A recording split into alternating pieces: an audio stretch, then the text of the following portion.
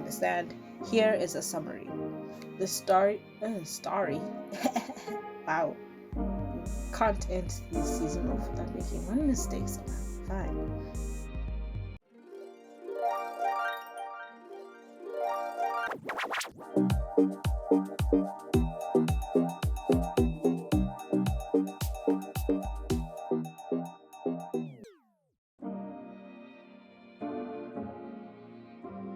Hello, lovers, and welcome back to another episode of Starring Cupid, starring me. It is your boy, Zamadadix. Nothing more, nothing less. From the east, not the west. Rest, buffet to rest. This is quite ironic because we have reached the end of another season. Bum, bum, bum, bum. Hip hop horns, champagne. Dun, dun, dun, dun. Yeah, guys, can you believe that I did it again? Me. I've managed to put out an entire season. Guys, it's been great. It's been really wonderful. It was stressful at times that you guys don't even know about. But I enjoyed all of it. I got to talk about things that I really enjoyed more so than the last time. I got to have guests. I got to have guests in studio. I got to have guests with friends and creatives that I aspire to be like. I got to share my entire personality with a couple hundred people online. It's been lovely. That's all I can say. Thank you to every single person that has listened, shared, recommended, rated us, just pushed this podcast. Thank you so much to every single one of you. You are the entire reason why I am still on here.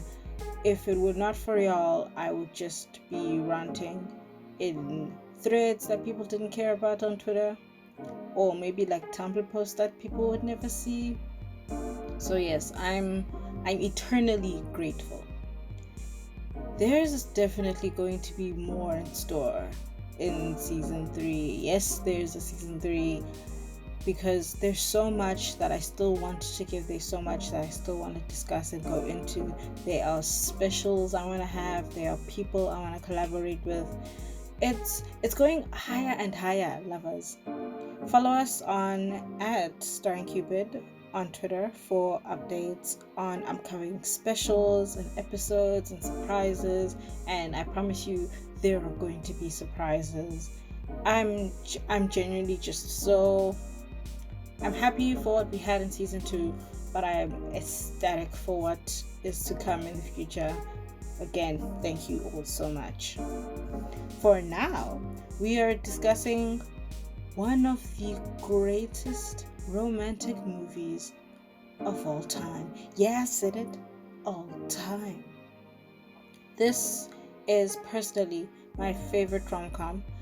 It's top 2 and it's not 2. I don't know how to further emphasize that. I really love this movie. I've been waiting to do this movie. I'm talking about none other than Sally Albright and Harry Burns from When Sally Met Harry. Sorry, from When Harry Met Sally. Sometimes I forget that my episode titles aren't the names of things. Lovers, there's no movie above this for me. It's, oh my goodness, I can't believe it took me forever to watch it. I can't believe I'd never seen it on like TV and stuff.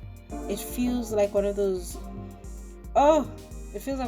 good, warm rom-coms. This movie is the girl she thinks she is.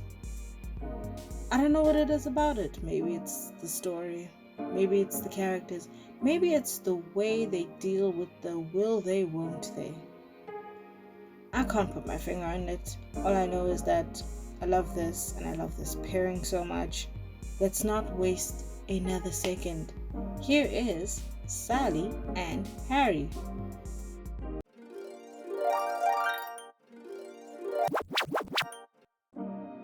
This movie was directed by Rob Reiner in 1989. You would know Mr. Rob Raiders because he's acted in quite a bunch of great projects over the years. He's been in Sleepless in Seattle, Curb Your Enthusiasm, Frasier, Wolf of Wall Street, and the list goes on.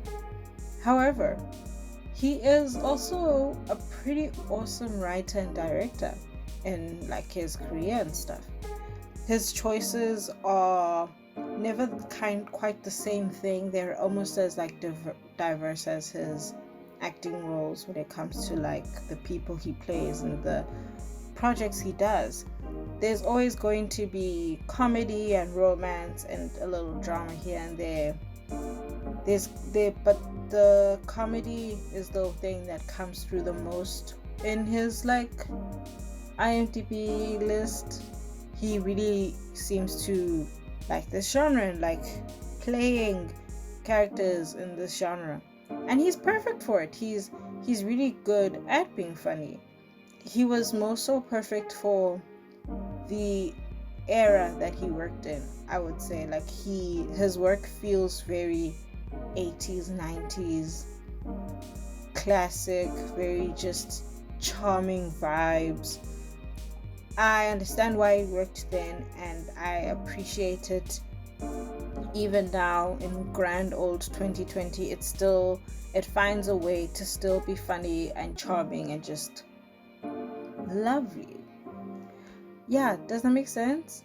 It feels like I went a long way just to explain one very simple thing. But yeah, he's great. We appreciate his work. So now this movie has this legend, Mr. Rob Raiders directing. Then we have another legend doing the screenplay. It is none other than Nora Ephron. Now, to any other person, this name means nothing. She's just a woman. She's just a lady that worked in this movie. Yes, true, maybe, okay. But this particular woman, this woman is one of my heroes. Hear me out here. Nora Ephron has written and directed Sleepless in Seattle, You've Got Mail, Bewitched, Julie and Julia. She has been running the game. There's something very warm and romantic about every film of hers that I've seen, whether she was writing for it, whether she was directing for it, whether she was even producing. It felt like her voice was there, and I liked her voice. I liked the things she would do with the stories that she gave us. Amazing. I applaud her, love her work. R.I.P. to the Queen. Now, we have these two heavyweights. You'd think that, nah man, this movie's done for. What more could we possibly need? I'll tell you what we need. We need a fantastic cast. And that's exactly what we have here.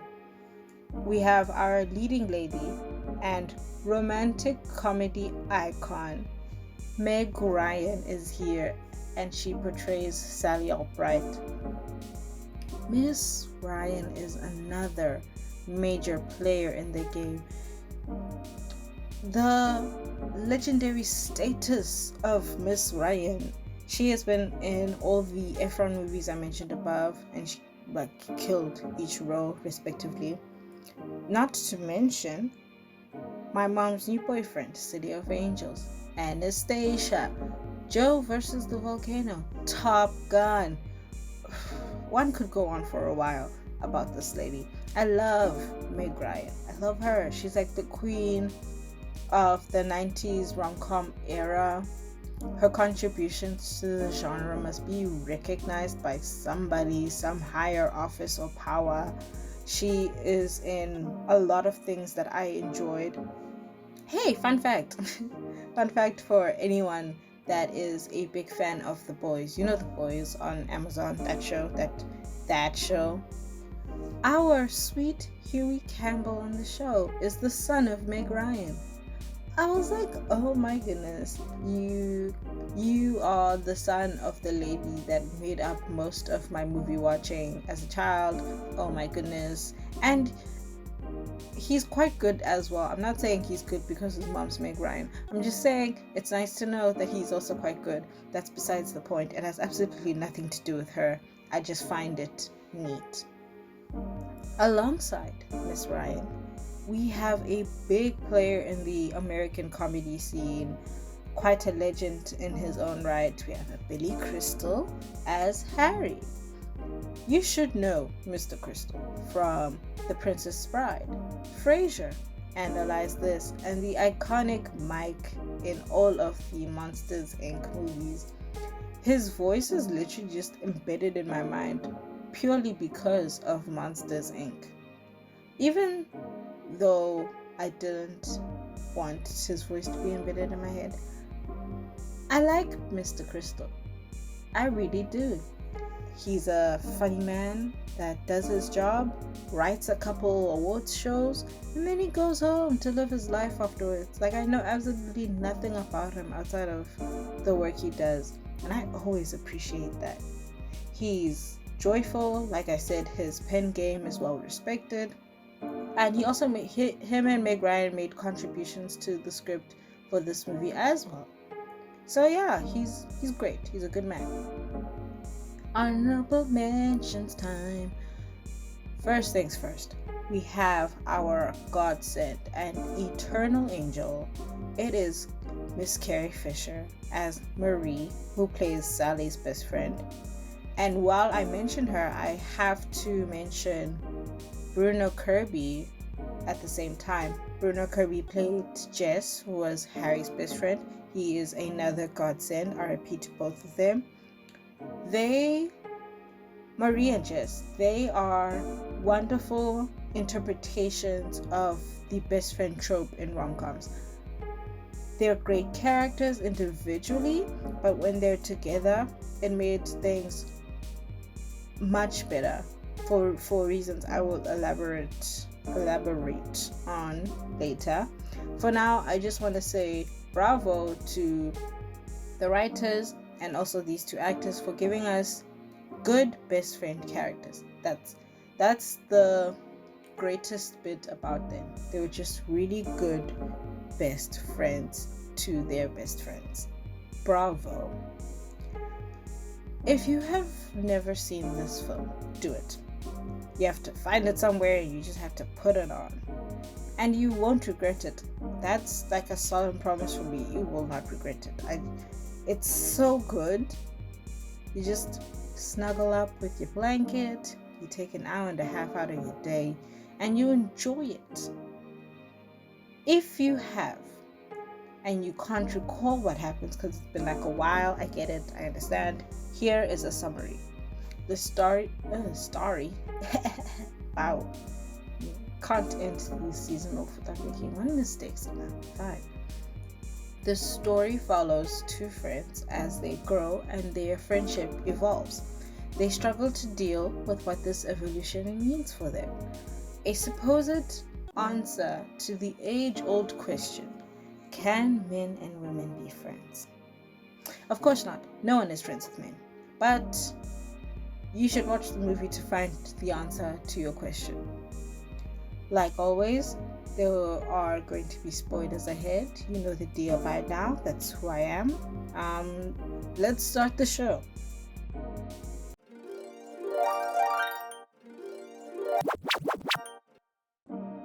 There's a lot of tropes to sift through here.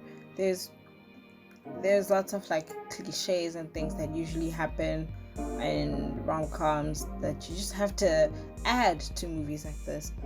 The biggest of which being the friends to lovers trope. We know it well. Some of us dread it, run from it, but destiny arrives all the same. And because of that, there are going to be stories about it. Like, people are going to write about platonic love turning into more. And I mean, you've seen one, you've seen them all. Most of them have that structure that they follow. It's boy and girl become friends. They're friends for a long time. Feelings get involved. They struggle, they kiss, and then they're in love. I haven't specified what storyline I'm referring to, but you can already think of like 5 films that match this description perfectly. We all know it well. There might be variations here and there, but we know what the basis of the story is. What this movie does with that story and what they do with the trope is special. It's different. I want to say different. It's special. Sally and Harry, they meet very early on and they aren't actually friends for a significant portion of this film. I think maybe they only become proper friends at the 13th minute or so, and that's after seeing each other after 10 years. So time was taken. What are they doing all this time, you may ask? They're getting to know each other. They literally have to spend hours together traveling most of that time, sometimes not traveling, but they just spend all that time chatting. It gives them a chance to talk a lot, and that's where the getting to know each other happens. And we as the audience, we also get to come along and we get to see who these people are. Through these chats, we kind of realize that, okay, this pair doesn't get along very well. Like, they argue a lot, they disagree on a lot of things, but they also do kind of like each other enough. We get this feeling that they'll mostly get along, but they'll butt heads from time to time. And it gives me this very platonic, this is what friends do kind of thing. If they feel like friends for a long time before they actually do announce that they are even friends. That's not enough for the movie to function though. We have to watch this thing for another 60 minutes, so they have to keep our attention, and in order for a movie to move and work and reinforce the message that it's trying to get to, we have to see them struggle. And boy, do they struggle. As they grow, life just hands them different challenges, things go awry. We see them go from I guess they were like in their early 20s when they met, and the next time we meet them, they're in like their early 30s. So that's a huge change. Like, that's a long time where people can change. Harry goes from like a self-proclaimed man whore to like this committed married man, and then Sally, she just becomes this girl, this woman that's kind of just like, she owns her shit and she has this perfect guy. Like, things change significantly. Oh wait, this is the time when they meet after 5 years, so this is maybe mid-20s.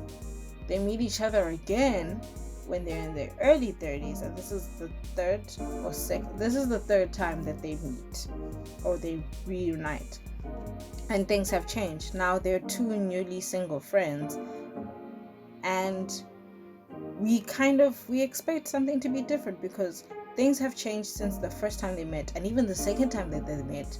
So maybe things have changed now. Maybe this is the opportunity for things to be different, and nothing happens. I'm not even joking when I say nothing happens. There is a will, there is a way, but nothing is happening. Instead, what happens is we get to see how great their friends' lives are. And when I say their friends, I'm referring back to Marie and Jess, the honorable mentions in our cast. This is where they come in. So take a moment, lover. Imagine this. You set your best friend up for a blind date, and your other friend sets you up for a blind date. So you guys just decide, let's make this a double date.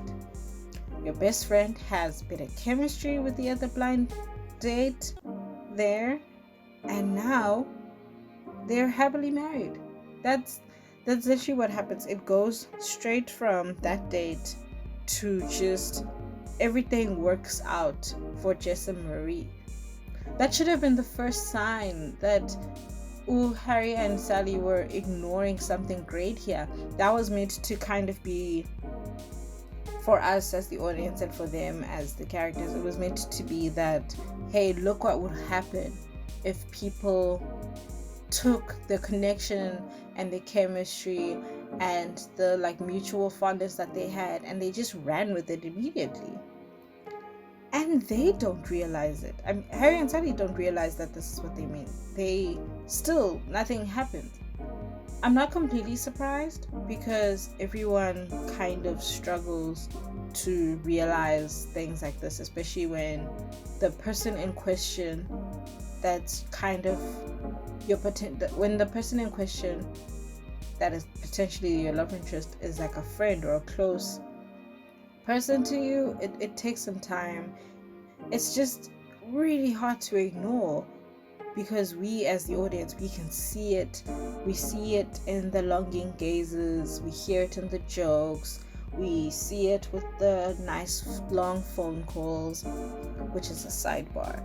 There's this scene, oh my goodness, there's a scene where they're in their own respective bedrooms, like they cut the shot in such a way that you can see them simultaneously lying in their own beds, and they are watching Casablanca together. And obviously because it's like the late 90s, they can't watch it at the same exact time with, like, you know, those apps that let you watch stuff with people, and obviously they can't text each other through it because, like I said, it's 1989.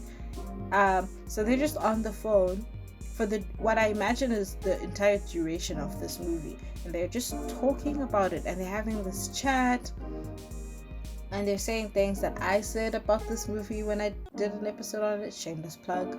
And they're just kind of spending time together in such a way that it is so cute. I really, really like that part. That part right there. But I digress. Yeah, as I was saying, it's all there. All the working components of a good romantic relationship, all those things are there. It's just that they're doing them as friends. And that's cool. I mean, it is cool. I'm not like Harry. Harry irritates me in the very beginning because he's the type of man that can't imagine platonic relationships with women, which is always weird and like funny to me when people say that, or like people like joke about that, because it's like, just be our friends. Listen, cis males out there, just be our friends. It doesn't take a lot out of you and you get a wicked cool friend out of it. I think you should just let it slide. I think you should just let things be what they are, which is platonic. Harry even goes as far as to say there's a part where the first time that they're driving together, he literally says, and I quote, "Men and women can never be friends because sex gets in the way." And I'm just like, come on.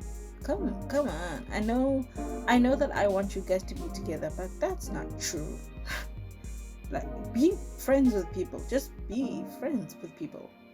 I'm glad that when things did change, when what Harry said came true, essentially, I'm glad that when that happened, it wasn't his doing, or it wasn't his fault. It didn't happen because of him.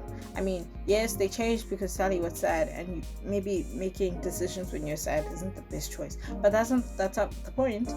I'm just saying that I'm glad it wasn't him. I'm glad it wasn't him, so that he wouldn't be right about this thing that he's clearly wrong about. Normally in friends to lovers movies, they use sex as like a reward, so to speak. I think I've said this before. It's almost considered the jackpot for the couple in question. It's the thing that seals the deal and makes this an official thing, which is boring. In projects like Friends with Benefits, though, it's turned on its head by being the movie's constant thing that's just happening. Like they constantly have sex, so there's not much you're waiting for except for the romance to come in. And when Harry met Sally, it's a thing that happens. It doesn't happen early on, it doesn't happen at the end, it's somewhere fixed in the middle, and we get over it quickly. It causes more problems than good things. They try really hard to move along with this idea and maybe try and give us what we think we want as the audience from this couple. And honestly, it doesn't work at first. I don't know why. Well, I know why. They fought and they had these weird feelings and they were having these weird chats. But maybe it didn't feel like they were friends anymore. It didn't feel like what it felt like when they were friends. And then that made them feel like, okay, then this is a terrible idea. Which is sad because they do try. They try to go with their gut feelings and it doesn't work out. And it's valid that maybe it didn't work out. Not every time when you trust your gut is it going to work out. That's just life. We cannot expect changes or growth in our relationships to be seamless all the time. There's going to be some traffic. There's always going to be some traffic. There was a lot of traffic for Harry. Yeah, I mean, some people don't want to lose their best friends to romantic relationships, and I get that. It's just that Harry ran before anything could be ruined. He literally shut down.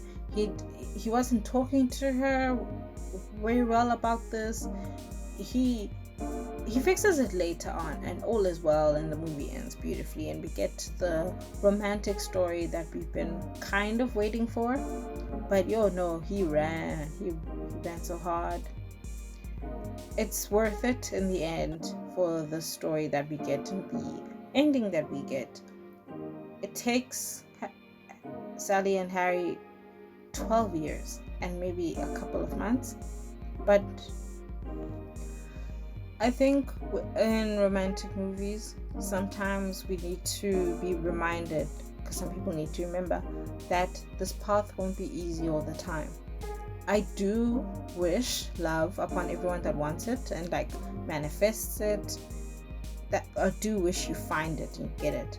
It's just that it's not going to be easy most of the time, and we just have to accept that. But the results can sometimes be great either way. I mean, you don't have to sleep with your friends. That's purely optional. Listen to me, purely optional. But love will find you someday, somewhere, in somebody. Hopefully for you, it's not your best friend, but hey, what if it is?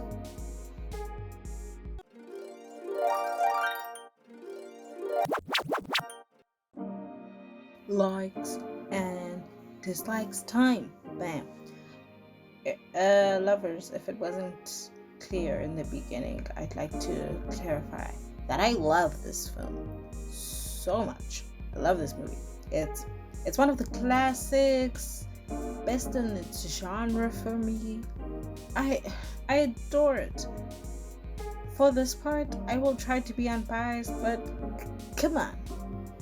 Likes. I really enjoyed the dialogue.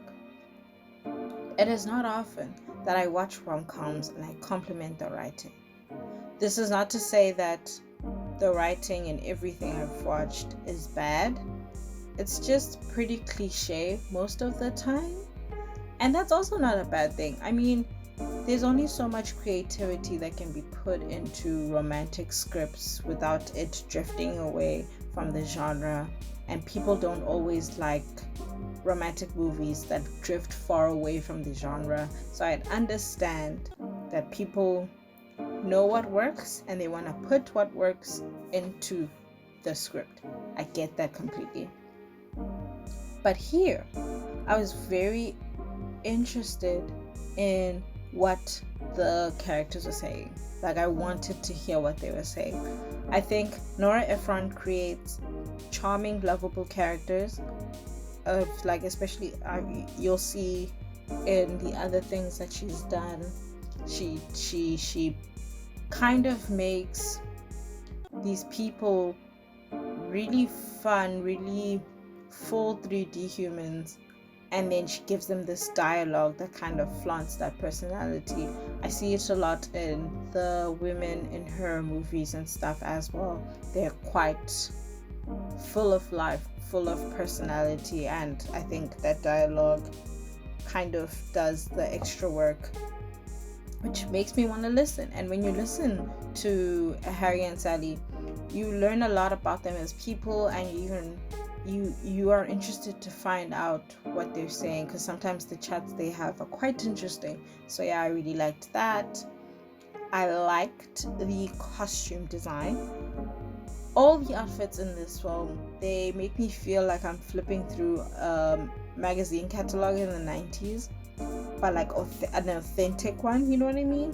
It represents the era very well, while also being tasteful. Like, every outfit looks like I would see it on Pinterest in this day and age. It doesn't feel too eccentrically 90s. It feels comfortable and warm.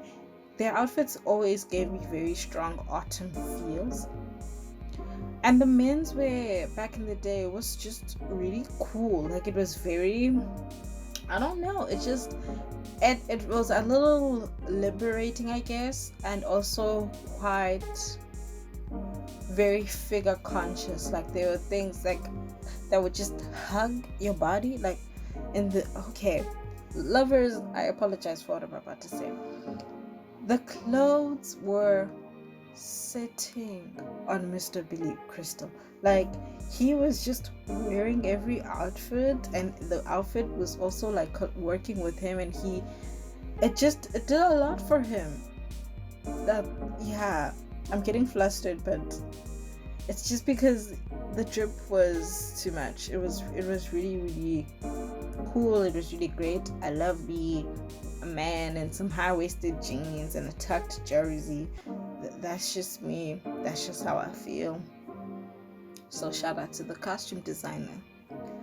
I liked the iconic orgasm in the diner scene. I truly do love it. Sometimes it feels like it's overplayed or overdone when people talk about it or mimic it or kind of just refer to it. But I think it's really great. It's such a random, funny, but charming moment in the movie, and just, even if you take it as a scene, it's just wonderful. It's given us a great moment. It's given us a great one-liner from the lady who says have what she's having. Yeah, no, Miss Meg Ryan gifted us that day. Love it. One extra, I know I usually do 3, but I have to mention this. I really enjoyed those little interviews with the elderly couples in between. Like, oh my goodness, it was so cute. It felt like we're getting a nice foreshadowing of the type of story we were about to hear about, and the story we were about to see. It also felt like each interview was kind of relevant to the, I guess, chapter in the characters' lives at that time, which was also quite smart and like very, very special. Yet they were just so cute. You don't even think about that. You don't realize that you're kind of being led down this story and down this path because you're just enjoying their little cute stories. Those love stories were adorable. They felt so authentic. Not all of them were the same, which I really liked. They all represented how unplanned and spontaneous romantic love can be. It was a lovely touch to this film, and it's influenced many films after it. Legendary. Love it. Now for dislikes. I didn't like the parts where it felt like Harry wasn't fully into this ship, you know what I mean? both parties, they took a long time to kind of get around and come around to this idea. And I get it, like I said, it's hard to move from friends to anything. So I understand why it took them a while to get around to it. But Harry was deliberating for quite some time, and even in his deliberation, it started to feel like he wasn't sad that he was losing his friend. He was kind of like, oh, if I do this, then it will just like ruin everything. He was just making a molehill into a mountain. You know what I mean? It was just a bit overs. Even before they fought, he was just taking it overs. When he was reporting back to Jess the night after that time when they're both calling their best friends at the same time, he felt so enthusiastic. It was the most unenthusiastic tea spilling I've ever heard, and it just made me feel like, okay, so you don't want to do this, and I want you to tell Sally that you're not as into it. I don't like it when the energy isn't matched, you know what I mean? But he got around to it, so I guess like it's whatever. Other than that, what more could I possibly say? I really fucking love this movie. I mean, that haircut on Sally in the first time they meet was questionable, just questionable, but it's a great movie. There's nothing left for me to say except it's great.